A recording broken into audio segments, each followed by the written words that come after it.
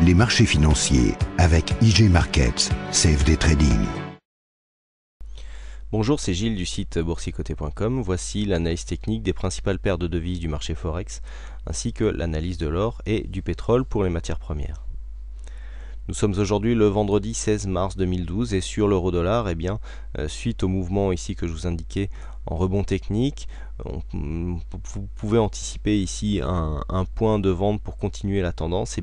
Le point de vente a commencé à faire ses premiers effets, puis les cours se sont retournés et donc nous avons eu une explosion à la hausse qui a provoqué ici une forte phase ici d'exagération au niveau des cours. Là on a l'air de se stabiliser un petit peu, mais on voit ici qu'on a une tentative de réorientation de la tendance moyen court terme au niveau de l'euro-dollar, puisque le précédent point haut ici qui se situe à 1,3192 n'a pas été cassé, le plus haut du jour ici se situant à 1,3187.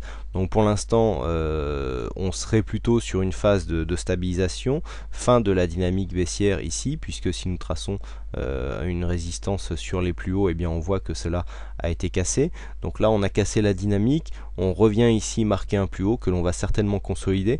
On a marqué une phase d'exagération ici et après il faudra surveiller un possible retour donc de la hausse suite à ce mouvement, à moins que l'on ait ici la même configuration que ce que nous avions eu là, avec une phase baissière.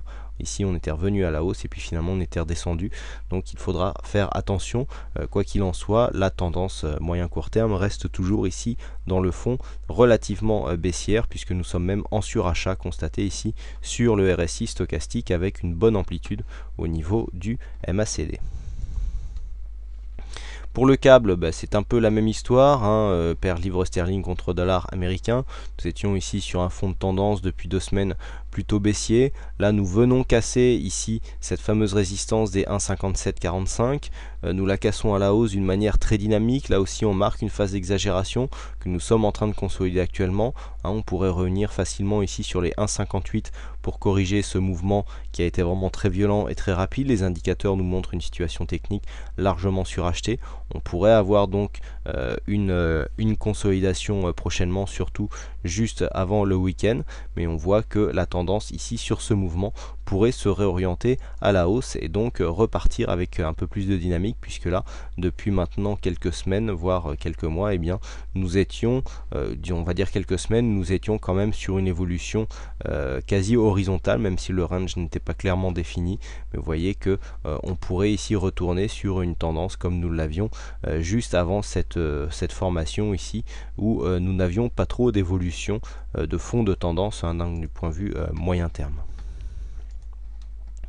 Sur le dollar-yen, donc là on commence à marquer un petit peu le pas. La hausse du dollar-yen a été vraiment fulgurante ces dernières semaines. Je vous rappelle, on est parti ici de 76 pour marquer un plus haut ici à 84. Donc bon, la hausse a été très rapide. Là on a l'air de marquer un petit peu le pas, bien aidé par la baisse du dollar qui a provoqué des hausses assez sensibles sur le GBP USD et sur l'euro dollar. Donc là pour l'instant on n'arrive pas à marquer de nouveau plus haut.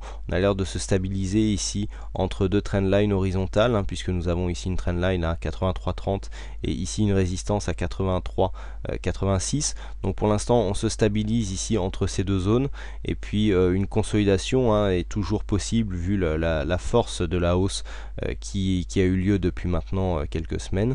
Mais là pour l'instant on voit que les cours sont en train d'osciller, on digère un petit peu toute cette hausse. Une consolidation n'est pas bien sûr n'est jamais à écarter. Donc attention, en cas de cassure ici de cette zone des 83,20, on pourrait partir sur un mouvement de consolidation qui pourrait descendre assez bas si on mesure l'amplitude de la hausse que nous avons fait depuis quelques semaines. Bien sûr, ce scénario serait invalidé en cas de cassure de ce plus haut qui se trouve ici à 84,18. Alors on passe tout de suite à l'or. Donc l'or qui vient ici caler sur ce support des 1640 $ l'once. Donc nous sommes toujours ici sur un fond de mouvement plutôt baissier suite à cette phase de stabilisation. On a cassé ici la zone des 1714 et puis depuis on commence à prendre un biais plutôt baissier, les plus hauts sont toujours de plus en plus bas et on marque de nouveau plus bas. Là on a une phase de stabilisation au-dessus de ce support des 1640 $ l'once.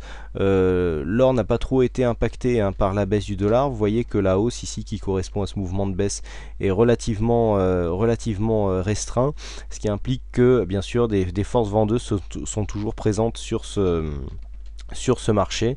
Donc on pourra avoir prochainement ici une cassure de cette zone des 1640 $ l'once si toutefois le dollar venait à remonter légèrement en consolidation, et donc ça serait de nature à venir ici confirmer le fond de la tendance sur le métal jaune. Peu d'indications ici nous sont données par les oscillateurs et le MACD, donc continuité de tendance pour l'instant qui restera la plus probable. Enfin, on termine avec le WTI, donc le pétrole qui est remonté par rapport à hier. Donc là, très peu d'oscillations aujourd'hui. Vous voyez très peu d'amplitude sur le brut léger américain. Donc on est venu ici se replacer sur ce support des 105,27 $ le baril. On commence à remonter légèrement, mais pas vraiment de nature à remettre en cause ici cette tendance. Donc on est toujours dans une formation en drapeau ici sur le WTI avec cette forte hausse ici et puis cette consolidation en trend légèrement baissier. Donc la consolidation est vraiment très faible par rapport à la dynamique que nous avions eu avant sur la hausse du WTI.